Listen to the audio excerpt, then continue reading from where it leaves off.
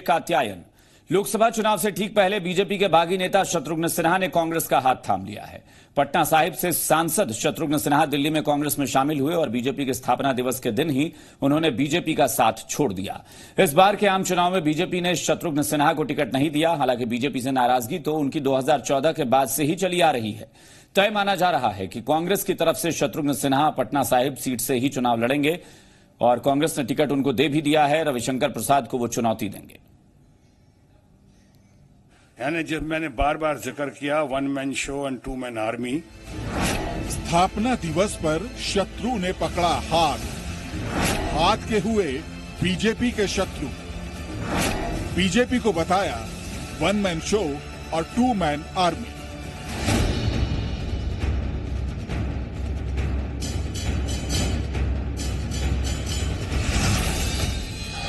तो जिस दिन बीजेपी का स्थापना दिवस मनाया जा रहा था, उसी वक्त पार्टी के शुरुआती सदस्यों में से एक शत्रुघ्न सिन्हा ने कमल को छोड़कर हाथ में जाने का रास्ता तय कर लिया। दिल्ली के कांग्रेस दफ्तर में शत्रुघ्न सिन्हा ने बीजेपी के वरिष्ठ नेताओं की तारीफ करते हुए वर्तमान नेतृत्व की जमकर आलोचना की। खूब खरी खोटी सुनाई। 4 सालों से जो भड़ास अंदर थी खूब निकाली और फिर कांग्रेस की तारीफ में भी कोई कसर नहीं छोड़ी।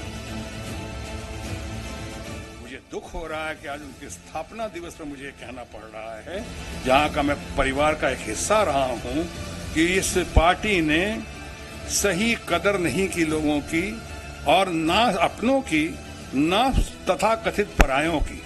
इन्होंने विरोधियों को दुश्मन की नजर से देखा कि लोकशाही को शनह शनह धीरे धीरे स्लोली बट श्योरली हमने परिवर्तन होते हुए देखा, परिवर्तित होते हुए देखा तानाशाही में।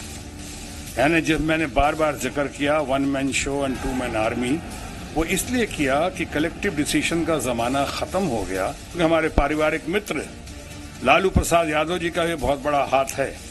उन्होंने खुद कहा, उनकी सहमति भी रही, उनकी अनुमति भी रही कि आप जाएं, कांग्रेस को मजबूत करें, कांग्रेस के जरिए पूरे देश को मजबूत करें और साथ ही साथ विकास के काम में या जो भी आपका है, प्रगति है, ग्लोरी है, उसको आप लेकर आएंगे, उसमें आप भागीदार बने तो बड़ा अच्छा रहेगा। शॉटगन की यह भड़ास यहीं नहीं रुकी। अपने सीनियर्स के साथ हुए बर्ताव का भी जिक्र उन्होंने खूब किया। पार्टी पर तानाशाही का आरोप लगाया। सवाल तक पूछ लिया कि आखिर जो उनके साथ साथ सीनियर्स को मंत्री क्यों नहीं बनाया गया। ये वो सवाल थे जो 4 साल से शॉटगन ने पूछे नहीं। अब कांग्रेस में शामिल हुए तो उन्होंने पूछ लिया। तो वहीं कांग्रेस को लगता है कि उन्हें बिहार में शत्रुघ्न सिन्हा नाम की संजीवनी मिल गई है, जिससे एनडीए को बड़ी चुनौती दे सकेगी। One of the best parliamentarian, best politician of the country is a best politician is joining in Indian National Congress today. मुश्किल से मुश्किल घड़ी में सच बोलने की उनकी प्रकाष्ठा, सत्ता को हमेशा सच का आईना दिखाने का उनका संकल्प शत्रुघ्न सिन्हा जी ने आत्मा की बौद्धिक विचारधारा दोनों के साथ जुड़ने का निर्णय किया है। पावर के लिए किस हद तक मिल जाते हैं। मोदी जी ने कहा था जेडीयू माने जनता का दमन और मित्रों उत्पीड़न। जहां से वो सांसद हैं, कांग्रेस उन्हें वहीं से मैदान में उतार रही है और उनके सामने उनके पुराने साथी रविशंकर प्रसाद होंगे, जो पहली बार किसी लोकसभा सीट से चुनाव लड़ रहे हैं। इस हाई प्रोफाइल सीट पर पूरे देश की नजर है। चुनौती कौन किसको देगा, बड़ा सवाल है। लेकिन बीजेपी के स्थापना दिवस पर पार्टी छोड़कर शत्रुघ्न सिन्हा ने बीजेपी को झटका जरूर दिया। हालांकि बीजेपी इसके लिए पहले से ही तैयार थी। आसिफ इकबाल, जी मीडिया, दिल्ली।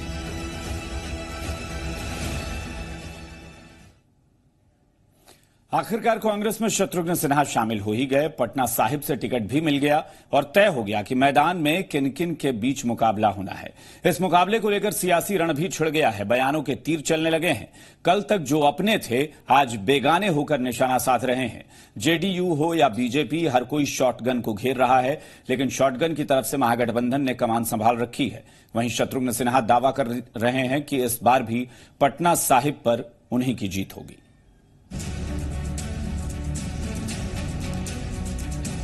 हाँ, अब कांग्रेस हमारी बहुत कदर कर रही है।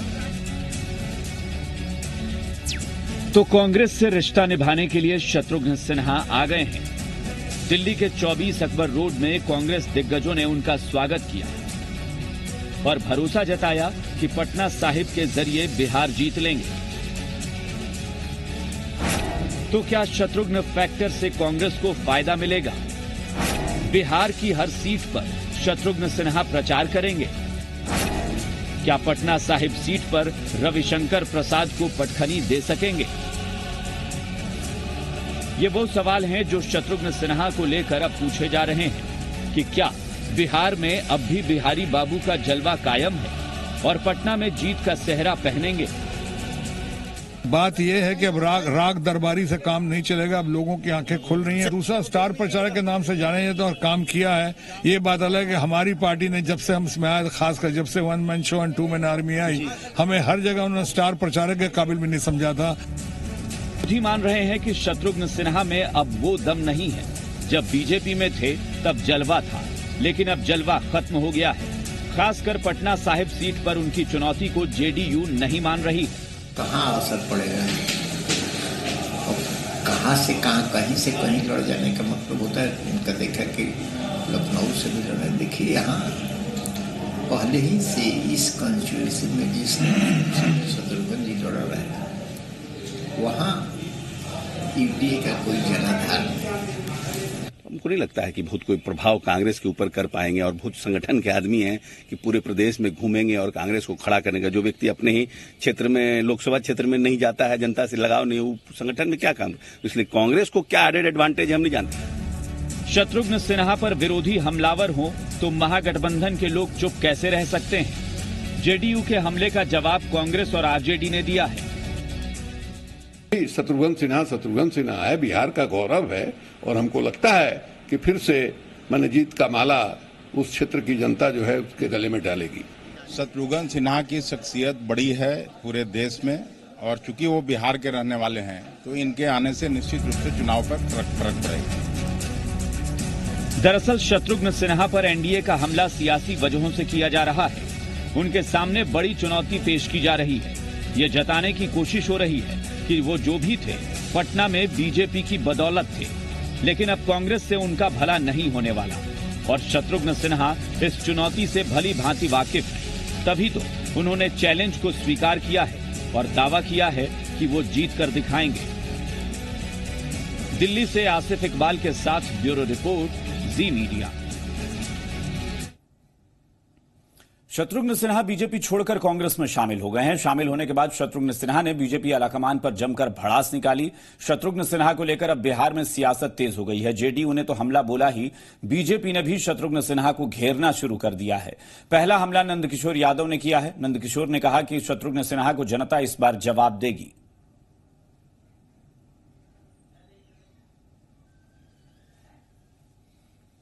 इसका जवाब जनता देगी।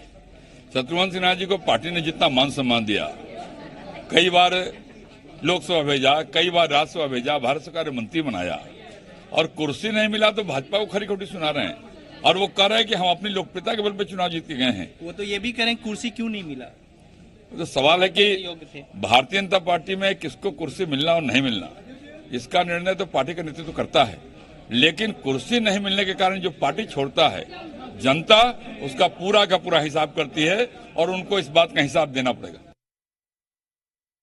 देखो भाई, जो पार्टी छोड़ता है तो इस प्रकार का आरोप लगाता है, लेकिन भारतीय जनता पार्टी क्या जितनी बड़ी लोकतांत्रिक पार्टी है, जिस प्रकार से सारे निर्णय बिल्कुल डिस्कशन के आधार पर लिए जाते हैं, हर स्तर पर एक कोर कमेटी है वो निर्णय करती है, उस पार्टी के बारे में इस प्रकार का आरोप लगाना ये बिल्कुल हास्यास्पद है। लालू यादव की आत्मकथा अभी बाजार में नहीं पहुंची है, लेकिन कुछ संदर्भ जो बाहर निकलकर सामने आए हैं उसे बिहार के सियासी मिजाज चढ़ गया है। सवाल सीएम नीतीश कुमार के ऊपर उठाए गए हैं। घेरे में बीजेपी को लिया गया है। इससे एनडीए में बेचैनी है। इसे लेकर अब एनडीए की तरफ से पलटवार किया जा रहा है। डिप्टी सीएम का दावा है कि किताब में कुछ भी नया नहीं है, तो जेडीयू इसे सिर्फ राजनीतिक स्टंट मान रही है। लेकिन आरजेडी आज भी दावा कर रही है कि किताब की बातें 100% सच हैं।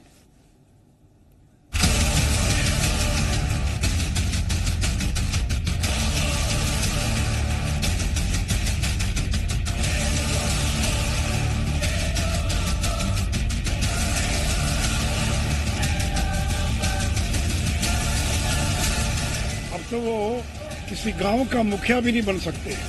नीतीश कुमार जी का अपना कोई जनाधार नहीं है। जारी है लालू के खुलासे पर सियासत। बीजेपी ने लालू के खिलाफ खोला मोर्चा। आरजेडी ने किया जेडीयू पर पलटवार। लालू यादव की किताब Gopalganj to Raisina my political journey को लेकर बिहार का सियासी मिजाज गर्म है। किताब में खुलासे सीएम नीतीश को लेकर किए गए हैं, जिससे एनडीए का पूरा कुनबा बेचैन है और अब इसे लेकर लालू यादव पर हमला किया जा रहा है। अब तो वो रायसीना की पहाड़ी पर चढ़े थे कभी, अब तो वो किसी गांव का मुखिया भी नहीं बन सकते। रेल मंत्री बने तो क्या किया उन्होंने देश के लिए और बिहार के लिए। अब तो एमपी बनना तो छोड़ दीजिए, न एमएलए बन सकते हैं, न मुखिया बन सकते हैं, न कोई वार्ड का मेंबर भी वो नहीं बन सकते। किताब का तो ऑफिशियल लॉन्च नहीं हुआ है, लेकिन उसका कंटेंट बाहर आ गया, तो ये एक पॉलिटिकल स्टंट है। एक कोशिश किया जा रहा है नीतीश कुमार के क्रेडिबिलिटी को क्वेश्चन में डालने का। एनडीए ने लालू यादव के खिलाफ मोर्चा खोल दिया है। लालू के किताब के कुछ पन्नों का ही जिक्र अभी बाहर आया है, जिससे सियासी तूफान मचा हुआ। एनडीए लालू यादव को झूठा करार देने में जुटी है, लेकिन आरजेडी दावा कर रही है कि किताब में जो कुछ लिखा है वो 100% सच है। नीतीश कुमार जी का अपना कोई जनाधार नहीं है। नीतीश कुमार जी पॉलिटिकली कितने स्टेबल हैं, अगर स्टेबिलिटी की बात की जाए तो वो सब लोग जानते हैं। नीतीश जी ने ऐसा कोई सगा नहीं है जिनको उन्होंने ठगने का काम नहीं किया है। नीतीश जी चुप गए, उनको अफसोस हुआ बाद में, और बाद में इनको एहसास हुआ कि नहीं साहब ये तो गलती हो गई हमसे। तो एक बार चुप हो गई आपकी, कहां से कहां पहुंच गए। हमको बहुत अफसोस है नीतीश कुमार के लिए। चुनावी मौसम में लालू यादव के खुलासे ने बिहार के सियासी तापमान को बदल दिया है। अब घूम फिर कर बातें लालू के किताब की होने लगी है और परेशानी एनडीए की बढ़ गई है। सवाल जेडीयू के स्टैंड पर उठे हैं और जवाब बीजेपी को देना पड़ रहा है, क्योंकि गठबंधन का सवाल है और लगता नहीं है कि बिहार में इस बात पर चर्चा रुक जाएगी। नवजीत के साथ धीरज ठाकुर, जी मीडिया, पटना। लालू की आत्मकथा में खुलासे के बाद जेडीयू ने लालू के खिलाफ मोर्चा खोल रखा है। चुनाव प्रचार के लिए लखीसराय पहुंचे ललन सिंह ने भी लालू यादव पर हमला बोला। ललन सिंह ने कहा कि लालू यादव सिर्फ गलत बयानी कर रहे हैं, उनकी किताब में जो भी लिखा है वो झूठ है। लालू यादव जी की कोई बात को न हम लोग कभी आज तक गंभीरता से लिए हैं, न गंभीरता से लेते हैं। वो राजनीतिक लाभ के लिए एक तो स्वयं जिस काम में फंसे हैं, एक तो उस काम के वो माहिर हैं और उनका परिवार उस काम का माहिर है, और दूसरा अनर्गल बयानबाजी करने के और अनर्गल बात करने के माहिर है। रांची के रिम्स में लालू यादव से मिलने पहुंचे तेजस्वी यादव को मिलने की इजाजत नहीं मिली। जिला प्रशासन ने समय खत्म होने की दलील देकर तेजस्वी को मिलने से रोक दिया। इसके बाद तेजस्वी निराश होकर वापस लौट गए। दरअसल पलामू में रैली करके तेजस्वी यादव रांची के रिम्स पहुंचे, लेकिन रिम्स पर मौजूद सुरक्षा कर्मियों ने उन्हें अंदर जाने से रोक दिया। इसके बाद तेजस्वी यादव ने जेल अधीक्षक से बात करने की कोशिश की, लेकिन जेल अधीक्षक ने तेजस्वी का फोन नहीं उठाया। इसके बाद तेजस्वी को वापस लौट जाना पड़ा। हर शनिवार को रिम्स में लालू यादव से मिलने वाले 3 लोगों को वक्त दिया जाता है। शनिवार का आज दिन है और आज तेजस्वी यादव लालू यादव से मिलने पहुंचे थे, लेकिन निराश लौट आए। साजिश ये है कि हम लोग जो मुलाकात जो करने का जो आज दिन था, वो हम लालू जी से मुलाकात ना कर पाए। एक तो हेलीपैड इतना दूर क्यों, वो हमको जानकारी में नहीं है कि क्या वजह है, जो भी वजह है। लेकिन जब एक्सटेंशन का परमिशन मांगने गए तो 2 घंटे क्यों लगाया गया? पिता जो बीमार है, अस्पताल में है, हम उसको देखने तक नहीं जा सकते। तो ये परमिशन जो है ये देना चाहिए था। अब देखिए, अब झारखंड प्रशासन किस प्रकार का रवैया अपना रही है, क्या है नहीं है, इस चीजों को देखिए पॉलिटिकलाइज नहीं करना चाहिए। ये मुलाकात का टाइम प्रशासन द्वारा फिक्स किया जाता है, मुलाकात का परमिशन दिया जाता है, तो टाइम खत्म हो जाने के बाद विशेष परिस्थिति में जेल प्रशासन अगर अलाउ करता है तो हम लोग उसको कंसिडर करेंगे। रांची के रिम्स में इलाज करा रहे आरजेडी सुप्रीमो लालू यादव पर आरोप लगाया गया है कि वो जेल में रहकर फोन पर बात करते हैं। इस आरोप के बाद उनके रूम को खंगाला गया, लेकिन कुछ मिला नहीं। इस विवाद के बाद अनंत सिंह ने नया विवाद खड़ा कर दिया है। अनंत सिंह ने आरोप लगाया है कि ललन सिंह ने कई बार जेल में उनकी बात नीतीश कुमार से कराई है। ये बात तब की है जब वो जेल में बंद थे। जेल में रहते हुए उनकी बात सीएम नीतीश कुमार से हुई है। उनके इस दावे के बाद अब एक नया विवाद खड़ा हो गया है। कल तक सीएम नीतीश लालू पर आरोप लगा रहे थे, अब खुद उनके ऊपर आरोप लग रहे हैं। ललन सिंह हर बार बात कराते थे हमसे, हरदम कहा जब हम बेगूसराय से भी बात किए हैं। आप कहाँ से बात करते? पटना से। कहाँ? पटना आवास से कि पटना हम जेल में है। अच्छा, तो ललन सिंह फोन लगा नीतीश जी से बात करवाते थे। अनंत सिंह के आरोप के बाद सूबे की सियासत गर्मा गई है। आरजेडी ने कहा कि नीतीश कुमार के आरोप लगाने के बाद जेल की जांच हुई, लेकिन कुछ मिला नहीं। हालांकि इस बीच विवादित बयान भी शिवानंद तिवारी ने दिया है। कहा है कि जेल में फोन से बात करना साधारण बात है। जेडीयू ने शिवानंद के बयान पर तेजस्वी से सफाई मांगी है। क्या बात कर रहे हैं? प्रधानमंत्री भी बात करता हो तो हमको कोई आश्चर्य नहीं होगा। मुख्यमंत्री की हैसियत से नीतीश जी बात करते थे अनंत सिंह से। इस पे जवाब तेजस्वी जी दें, जो कह रहे थे कि नहीं हमारे पिताजी की बात नहीं होती है। तेज प्रताप जी दें इस पे जवाब। शिवानंद तिवारी जी ने तो जो सच्चाई थी बयान कर दी। अब इससे बड़ा सबूत क्या चाहिए कि जेल से कैसे कैसे कम्युनिकेशन होता है, जेल से कैसे कैसे रणनीति होती है।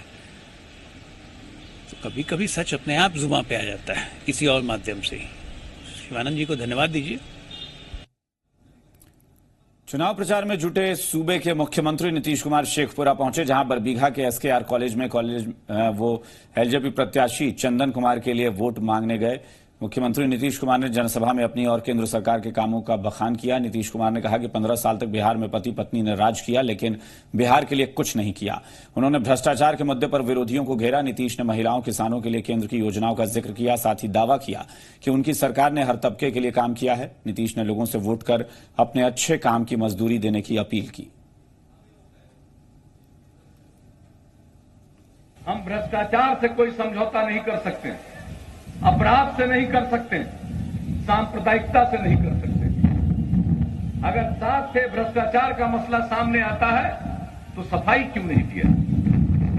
और सफाई इसलिए नहीं दिया कि सफाई दे ही नहीं सकते। यानी लोग सत्ता में जाते हैं और सत्ता का लाभ उठाते हैं। बिहार सरकार में पूर्व मंत्री नागमणि ने आरएलएसपी छोड़कर जेडीयू का दामन थाम लिया है। नागमणि के साथ उनकी पत्नी पूर्व मंत्री सुचित्रा सिन्हा ने भी जेडीयू की सदस्यता ली है। बिहार जेडीयू अध्यक्ष वशिष्ठ नारायण सिंह ने दोनों को पार्टी की सदस्यता दिलाई। इस मौके पर नागमणि ने उपेंद्र कुशवाहा पर पैसे लेकर टिकट बांटने का आरोप लगाया। उन्होंने दावा किया कि बिहार अब लव कुश बिहार में एक हो चुके हैं, 40 सीटों पर एनडीए की जीत सुनिश्चित करेंगे।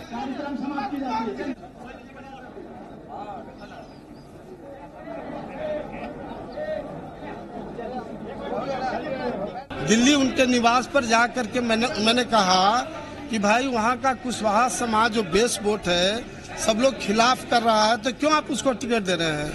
तो उन्होंने स्पष्ट रूप से उपेंद्र कुशवाहा ने मुझे कहा है, मेरे सामने कोई गवाह की जरूरत नहीं है। उन्होंने कहा कि नागमणि भैया माधव आनंद ने 9 करोड़ रुपया हमको दिया है, पार्लियामेंट का चुनाव है, हेलीकॉप्टर, पंपलेट, पोस्टर, बैनर हमको छपाना है, तो आप तो पैसा दीजिएगा नहीं, इसलिए 9 करोड़ रुपया उसने दिया है। ये प्रूफ है, इस पर बहस का मुद्दा ही नहीं हो सकता है। एक इलेक्शन अपडेट इस वक्त आ रहा है सामने, वो दिखा देते हैं आपको। शिवहर से सैयद फैसल अली होंगे आरजेडी उम्मीदवार। सच्चिदानंद महाराजगंज से निर्दलीय लड़ेंगे, बीजेपी एमएलसी हैं सच्चिदानंद राय, उन्होंने निर्दलीय चुनाव लड़ने का ऐलान कर दिया है। और पटना साहिब से शत्रुघ्न सिन्हा रविशंकर प्रसाद के खिलाफ ताड़ ठोकेंगे।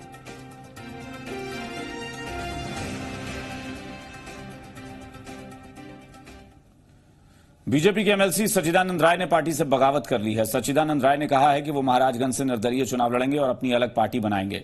सच्चिदानंद ने कहा कि समाज के हक का मामला है जिसे कुचला जा रहा है, इसलिए उन्होंने निर्दलीय चुनाव लड़ने का फैसला किया है। साथ ही यह भी दावा किया है कि वो आगामी विधानसभा चुनाव में अपनी पार्टी के बैनर तले सभी विधानसभा क्षेत्रों से प्रत्याशी उतारेंगे। जिन लोगों ने आज बिहार भाजपा को दखल कर रखा है, उन लोगों ने धीरे धीरे हम लोगों को हाशिए पर लाते लाते बिल्कुल आउट करने की तैयारी हो गई है। केवल भूमिहारों की बात करें तो देखेंगे तो केवल एक मिला, गिरिराज बाबू को मिला, वो भी एक ऐसे सीट पर मिला जो नहीं चाहते थे वो। लेकिन ऐसा नहीं है कि हम अपना अस्तित्व मिटा देना चाहेंगे, उस तरह की स्थिति नहीं बन सकती कि हम अपना अस्तित्व मिटा दें और धीरे धीरे स्थिति, और साजिश भी हो रही है। इस बुलेटिन में फिलहाल इतना ही, कहीं मत जाइए, एक छोटा सा ब्रेक के बाद खबर झारखंड रविंद्र सिंह के साथ। इतना विकास किए कि सब चारों कोना नजर आ रहा है, विकास विकास को हराना है हम लोग के। काम नहीं किए 5 साल। आज मोदी के नेतृत्व में पूरी दुनिया में भारत का घंटा बज रहा है। राहुल पप्पू है, राहुल जी का भी